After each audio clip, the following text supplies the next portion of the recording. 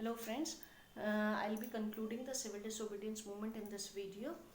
So let's discuss about the civil disobedience movement. It was a mass movement as compared to the non-cooperation movement. No doubt non-cooperation movement was also a mass movement, but this time in civil disobedience movement the people's participation was quite large as compared to the previous movement, right?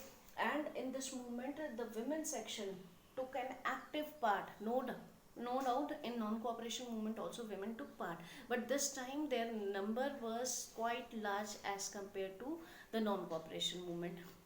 Whether it is the salt march, or whether it is the picketing or demonstration, in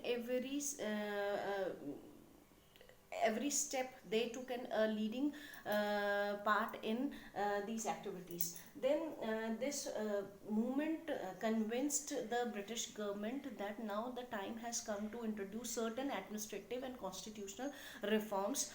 It is at most need to do the reforms in the administration and in the constitution. Reason being, now they have understood this thing, that the Indians will not going to accept anything or any policies of the Britishers which they earlier used to do that. But now they are demanding their rights, and for a very long time they cannot hold them in the same manner.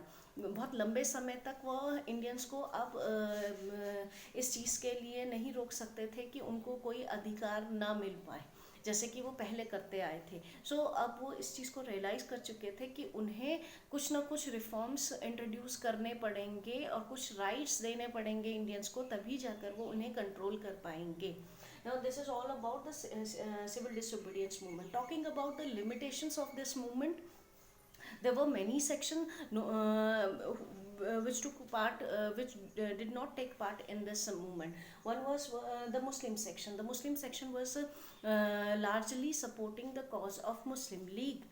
They saw Congress as a Hindu party. उनका मानना था कि कांग्रेस जो है वो Hindus के लिए काम करती है, और मुस्लिम लीग को वो लोग सपोर्ट कर रहे थे, इसलिए उन्होंने कांग्रेस के इस मूवमेंट को सपोर्ट नहीं किया. So Muslims didn't participated in this movement. Then the workers, the working class, they also not participated in this wholeheartedly. Reason being, they knew that the big industrialists of India, they were supporting financially to the Congress to carry on its activities in India. So somewhere they had this view that if the Britishers will going to leave the nation and Congress will form the government, then the Congress will work for the benefit of the industrialist class, not for the benefit of the working class. So they also didn't participated in the movement. Then the weaker section, no doubt the leading personalities like Gandhi and Ambedkar, they were working for the downtrodden society. उनके लिए काम कर रहे थे वो लोग, उनके upliftment के लिए काम कर रहे थे, लेकिन बावजूद इसके वीकर सेक्शन ने इसमें बढ़ चढ़कर हिस्सा नहीं लिया. Reason being, somewhere they saw Congress as a party of high class Hindus. उनका मानना था कांग्रेस में ज़्यादातर लीडर्स ऐसे हैं जो हायर क्लास को बिलोंग करते हैं, और वो कहीं ना कहीं वीकर सेक्शन की जो मांगे हैं या जो उनकी जो भी डिमांड्स है उन्हें पूरा नहीं करेंगे, इसीलिए उन्होंने भी हाफ हार्टेडली इसमें पार्टिसिपेट किया.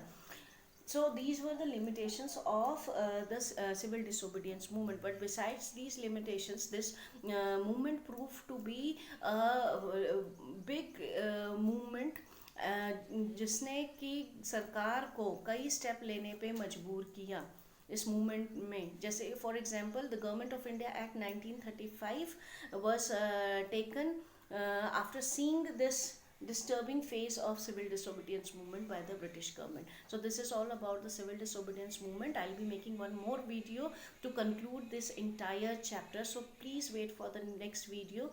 Please like, share and review this. Thank you.